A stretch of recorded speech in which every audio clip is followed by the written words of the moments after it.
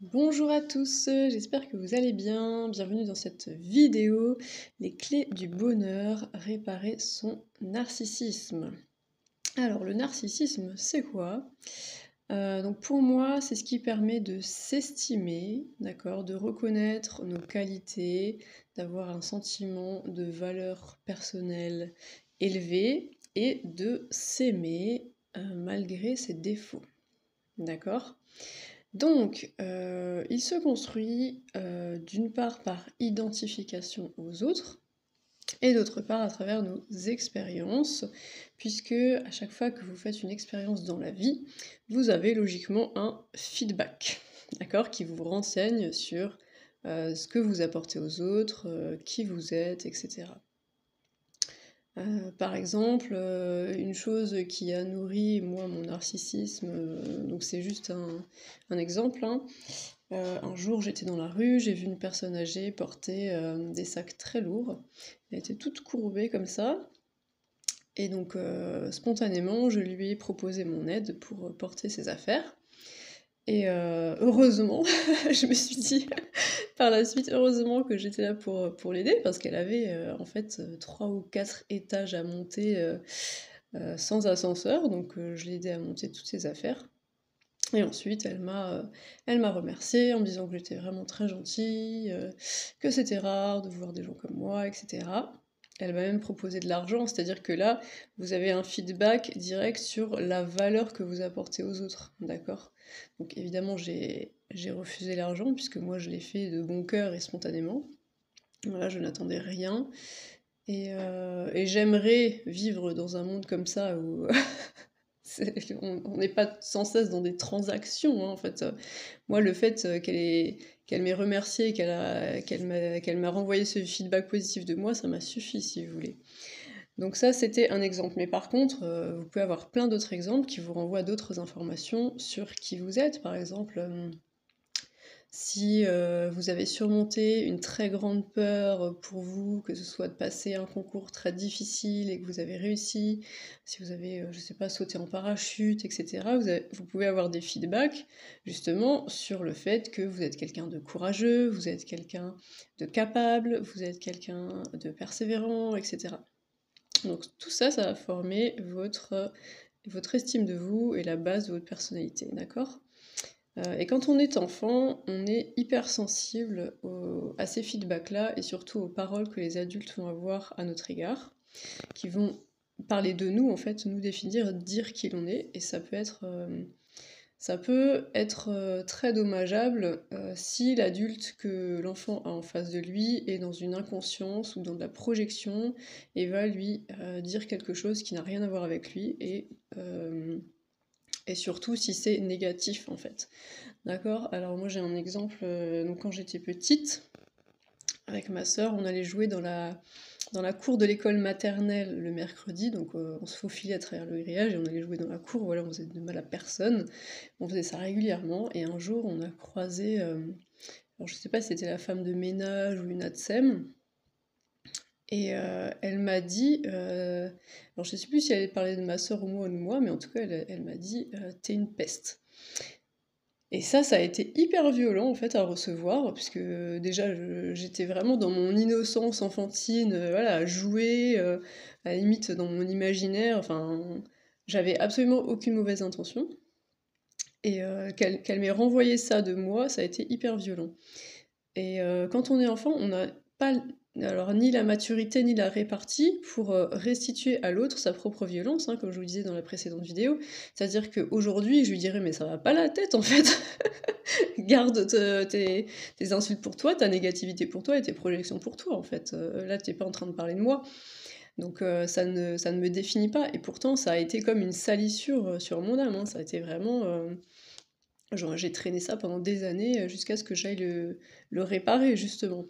Donc il faut faire très attention en tant qu'adulte et en tant que parent, ou même en tant qu'adulte par rapport aux enfants qu'on croise, hein, dans notre vie, de ce qu'on va dire d'eux et les étiquettes qu'on peut mettre sur eux comme ça et qui peuvent les poursuivre pendant de longues années. D'accord? Parce qu'en fait, ils sont en pleine construction identitaire, donc tout ce que l'extérieur va leur renvoyer, ça va peut-être constituer la base de ce qui de leur estime d'eux-mêmes et de leur personnalité, donc attention avec ça.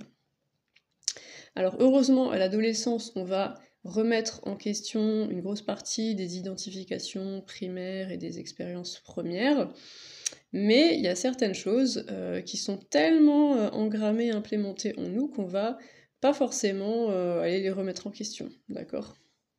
Donc pour guérir ces éventuelles failles, donc déjà, il faut aller faire un petit, comment dire, un petit retour en arrière pour voir qu'est-ce qui, à un moment donné, nous a blessés et a pu créer une faille narcissique chez nous.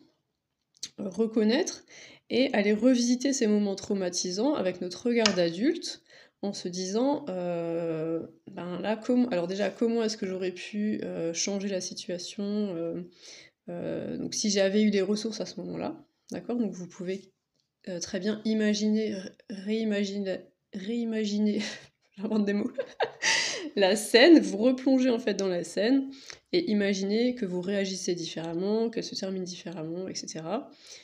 Pour un petit peu, comment dire, pour envoyer le message en fait à votre conscience que aujourd'hui vous avez d'autres capacités, d'autres ressources et vous pouvez totalement changer la situation, d'accord? Pour que cette situation ne fasse pas comme ça effraction et ne reste pas comme un moment clé dans la construction identitaire.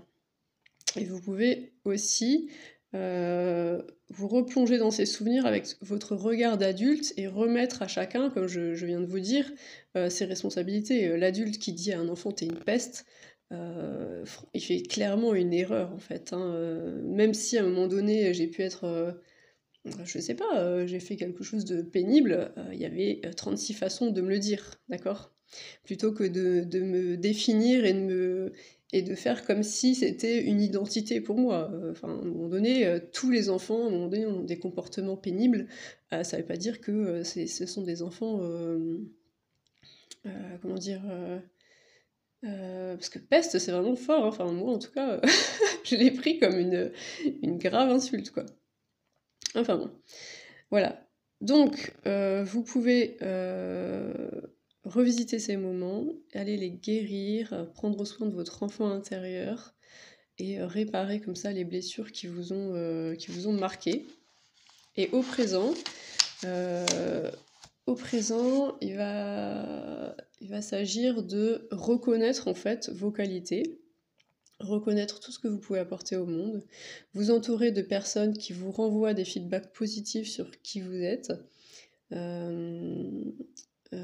et justement vous protéger de ceux qui ont tendance à projeter sans cesse la faute sur les autres. Enfin, certaines personnes, enfin, c'est assez incroyable comment elles ne se remettent jamais en question et plutôt que d'être acteurs de leur vie et de prendre les bonnes décisions et de se positionner comme ils veulent se positionner, ils se trouvent des excuses et souvent les excuses c'est les autres. Oui mais machin il est comme ça, la situation, je peux pas faire ça parce que ça, etc. Donc protégez-vous de ça et des gens qui essayent de projeter sur vous des choses qui vous appartiennent pas en fait. Donc reconnaissez vos qualités et une clé aussi c'est de les mettre en œuvre dans votre vie. C'est-à-dire que admettons si vous êtes quelqu'un de généreux et que vous n'avez jamais la possibilité de, comment dire, de faire preuve de générosité dans votre vie, vous allez ressentir un manque de cohérence puisque ça fait partie de vous, c'est quelque chose qui vous fait du bien en fait.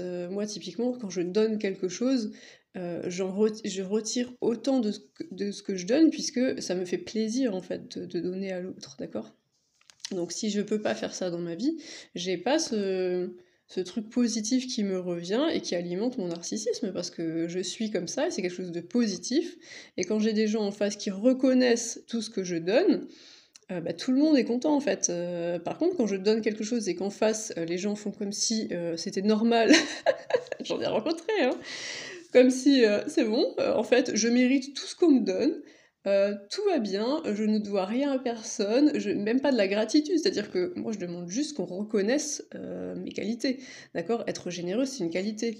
Donc si j'ai en face de moi des personnes qui prennent tout ce que je leur donne, mais qui jamais ne me remercient, ne reconnaissent ce que je donne, et donc ma valeur en fait, bah là, j'arrête de donner, je vais pas m'épuiser alors qu'en fait, j'ai pas ce feedback qui, moi, suffit à me comment dire? À me faire du bien, en fait. D'accord? Comme dit, je tiens pas les comptes en disant, «Voilà, je te donne ça, tu me donnes ça». À un moment donné, je le ressens. Je ressens que je suis en train de m'épuiser à donner, à mon énergie, elle va toujours dans la même direction et j'ai pas de feedback et j'ai rien, l'énergie ne me revient pas en quelque sorte, que ça soit, d'une façon ou d'une autre, en fait. Bah là, je me retire, en fait. C'est-à-dire que ma générosité n'est plus une qualité, ça devient un défaut. D'accord? Donc là, il faut faire attention aussi à ce que, vous déployez, en fait, vos qualités et ce que vous avez à donner, que ça soit dans l'environnement adéquat. D'accord? Où en fait, vous avez quelque chose de fertile qui se passe, ce que vous donnez vous revient et c'est comme un échange comme ça, enfin c'est fluide. D'accord? Donc plus vous allez avoir, un environnement qui correspond à qui vous êtes, où vous pouvez être, vous-même et que c'est apprécié par les autres, plus vous allez vous sentir bien et vous allez avoir un sentiment de valeur personnelle qui est positif, en fait. OK? N'hésitez pas, à faire des commentaires si, vous avez des remarques, des questions, voilà, j'y répondrai, et je vous retrouve très bientôt pour une nouvelle vidéo. Bye bye.